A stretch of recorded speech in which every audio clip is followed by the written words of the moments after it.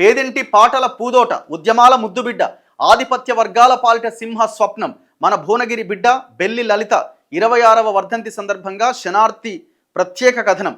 Belly లలిత అంటే ఒక తిరుగుబాటు, ఓ సామాన్యుడి విప్లవ పోరుబాట. సమస్యలకే సవాల్ విసిరి పేదల పక్షం నిలిచి పోరాడిన వీర వనిత. తన ఆట పాటలతో ప్రజా సమస్యలపై గలమెత్తిన ప్రజాగాయిని. అప్పటి నిరంకుశ చంద్రబాబు పాలన, హోంమంత్రి మాధవరెడ్డి ఆధిపత్య రాజకీయాలను ధిక్కరించి పేదల పక్షం నిలిచిన భువనగిరి విప్లవ ముద్దుబిడ్డ బెల్లి లలిత 26వ వర్ధంతి సందర్భంగా శనార్థి తెలంగాణ ప్రత్యేక కథనం. బెల్లి లలిత నిరుపేద కురుమ కుటుంబంలో జన్మించింది. ఆమెకు అన్న బెల్లి కృష్ణ, ఇద్దరు తోబుట్టువులు. పేదరికంతో ప్రాథమిక విద్య కూడా చదవలేక కుటుంబ భారాన్ని మోయడానికి లలిత చిన్నతనంలోనే భువనగిరి దగ్గరలోని ఒక స్పిన్నింగ్ మిల్లులో కార్మికురాలిగా చేరింది. ఆమెని ఈ దుర్మార్గుడు నయీం దాదాపుగా 18 ముక్కలు చేసి ఒక్కొక్క బాయిలో పడేసిండు. వాడి తమ్ముడు వాడు కలిసి చేసిన ఈ అరాచకం. ఇది ఎవరు చేయించారంటే ప్రతి ఒక్కరు చెప్తారో ఆనాడు అక్కడ ఉన్న నాయకత్వమే, రాజకీయ నాయకత్వం అని చంపించింది. ఎందుకంటే అక్కడ ఉన్న ఒక రెడ్డికి, ఒక దొరకి వ్యతిరేకంగా ఆమె వీరోచితమైన పోరాటం చేస్తున్నది. ఆ నాయకుడు ఎవరింగా నాయకుడు మాధవరెడ్డి పేరే కదా వినబడ్డది. ఇంక మళ్ళీ ముసుగులో గుద్దులాట ఎందుకు? నయీంకి అండగా నిలబడి నయీంతో పొలిటికల్ మర్డర్ చేయించారన్న ఆరోపణ ఆయన మీద చాలా తీవ్రంగా ఉంది. ఆనాడు అందరూ వాడుకున్నారు, చంద్రబాబు నాయుడు వాడుకున్నాడు, ఏ గవర్నమెంట్ ఉంటే ఆ గవర్నమెంట్ నయీంని వాడుకున్నది. మన గ్రామాల్లో అక్కడ ఇక్కడ నల్గొండ సెంటర్లో మాధవరెడ్డి విగ్రహం ఉంటుంది. ఇప్పుడు బెల్లి లలితని ఎవరు చంపిరు అని అంటే, ఎవరు చంపించారు అని అంటే వినబడే పేరెవరిది? వినబడే పేరెవరిది? మాధవరెడ్డిది కాదా? ఈ రాష్ట్రం కోసం, ఈ సమాజం కోసం తన గొంతెత్తి గర్జించిన ఒక తెలంగాణ ముద్దుబిడ్డ బెల్లి లలిత ప్రాణం తీసిన వ్యక్తి విగ్రహాలు మనం పెట్టి పూజిస్తున్నామే. ఇది ఎంత అన్యాయం, ఇది ఎంత దుర్మార్గం. ఏ వర్గాలను అడగాలి? మనం సిగ్గు తెచ్చుకోవాలి. ఆయనని మావోయిస్టులు చంపేసి అదొక భాగం. అయితే ఆమె 26 ఏళ్ళు నిండకుండానే ఇద్దరు పిల్లల తల్లైంది. తనదైన జీవితం నుంచి నేర్చుకున్న అనుభవాలు, ఫ్యాక్టరీలోని కార్మిక సంఘం ద్వారా వచ్చిన చైతన్యం అన్నీ కలిసి ఆమెను చైతన్యపు దీప్తిగా తీర్చిదిద్దాయి. భువనగిరిలో ఆమె ఓ నిత్య చైతన్య జ్వాలై వెలిగింది. ఇవాళ ఆమె వర్ధంతి. ఖచ్చితంగా ఆమె చేసిన పోరాటాన్ని మనం గుర్తుంచుకోవాల్సిన అవసరం ఉన్నది. భువనగిరిలోని బస్తీల్లోని సమస్యల పరిష్కారానికి, ముఖ్యంగా నీటి సమస్యను పరిష్కరించేందుకు ఉద్యమం చేపట్టింది. మహిళలను చైతన్యపరిచి సంఘటితం చేసేందుకు మహిళా స్రవంతిని ఏర్పాటు చేసింది. మహిళల హక్కుల కోసం యువతలో పెరిగిపోయిన గుట్కా, పాన్పరాగ్, సారా లాంటి వ్యసనాలకు వ్యతిరేకంగా పాటలు గట్టి ఊరూరా ప్రదర్శన ఇచ్చింది. యువతలో చైతన్యం పెంచి సంఘటితం చేసి ఉద్యమానికి బాటలు వేసింది. భువనగిరిలో వ్యభిచార నిర్మూలన కమిటీ ఏర్పాటు చేసి పడుపు వృత్తికి వ్యతిరేకంగా పెద్ద ఉద్యమమే నడిపింది. వ్యభిచార నరక కూపంలో మగ్గిపోతున్న యాదమ్మ అనే అమ్మాయిని రక్షించి తల్లిదండ్రుల చెంతకు చేర్చింది. ఎక్కడ ఏ సమస్య కోసం ప్రజలు పోరాడుతున్నా అక్కడ ప్రత్యక్షమై తనదైన పాటలతో, మాటలతో ప్రజలను చైతన్యం చేసేందుకు జీవిత కాలాన్నంతా వెచ్చించింది. 1997 మార్చిలో జరిగిన మొట్టమొదటి దగాపడ్డ తెలంగాణ సభను విజయవంతం చేయడంలో బెల్లి లలిత ముఖ్య పాత్ర పోషించింది. రాష్ట్ర వ్యాప్తంగా తెలంగాణ నినాదం గురించి చాటుమాటుగా గుసగుసగా చర్చించుకుంటున్న సందర్భంలో మొట్టమొదటి బహిరంగ సభ ద్వారా తెలంగాణ నినాదానికి జీవం పోసిన కృషిలో బెల్లి లలిత పాత్ర ఎనలేనిది.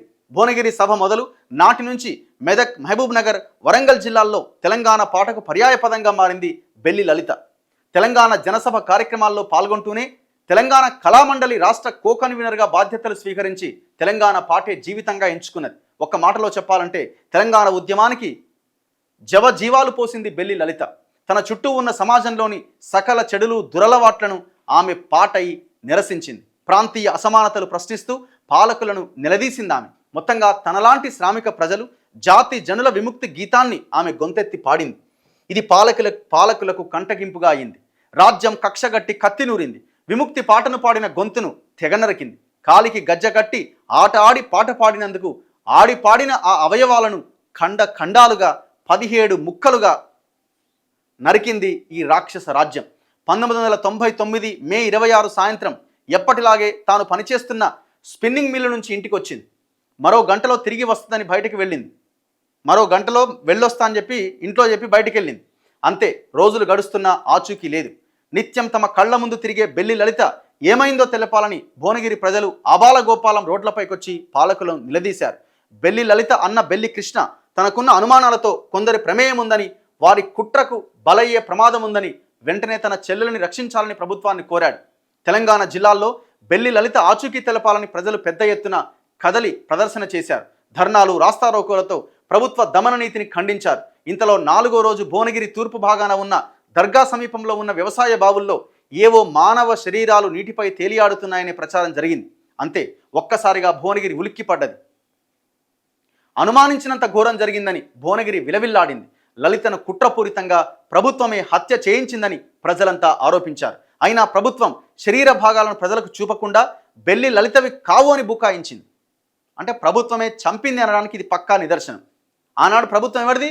చంద్రబాబు నాయుడు సర్కార్. అందుకే ఇప్పటికీ పాశం యాదగిరి లాంటి వారు, ఇన్నయ్య లాంటి వాళ్ళు చంద్రబాబు నాయుడిని బెల్లి లలిత చంపిన దాంట్లో ఆయన్ని దోషిగా చూపిస్తూ ఉంటారు. ఆయన్ని, మాధవరెడ్డిని. ప్రభుత్వ శరీర భాగాలు ప్రజలకు చూపకుండా బెల్లి లలితవి కావని బుకాయించింది. లలిత ఎక్కడికో నక్సలైట్ పార్టీ దళాల్లోకి వెళ్ళి ఉంటుందని ప్రజలను తప్పుదోవ పట్టించే ప్రయత్నం చేసింది. బెల్లి లలితను అలా ముక్కలు ముక్కలుగా నరికి చంపాల్సిన అవసరం తమకు లేదని, చంపితే అన్నింటిలాగానే బహిరంగంగా ఎన్కౌంటర్ చేస్తాం కదా అని అప్పటి జిల్లా పోలీసు అధికారి ప్రకటించారు. అసలు శరీర భాగాలు ఎవరివో తేలాల్సి ఉందని చెప్పుకొచ్చారు. ప్రజల నుంచి వస్తున్న ఒత్తిడి, నిందితులకు ప్రభుత్వం కొమ్ము కాస్తున్నదని విమర్శలు రావడంతో చివరికి 2 అనుమానితులను తెర మీదకి తీసుకొచ్చారు.